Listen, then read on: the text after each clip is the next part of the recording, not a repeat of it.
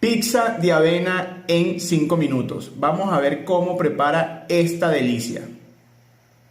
¿Ok? Esta chica sube recetas muy saludables y muy buenas. Una taza de avena y media de agua aproximadamente.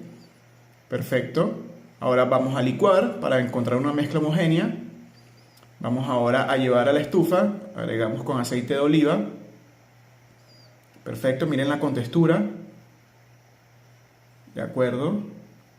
Cuando esté en este punto agregamos lo que sería la salsita de tomate, preferible que sea casera. Si no sabes cómo hacerla, en nuestro canal tenemos.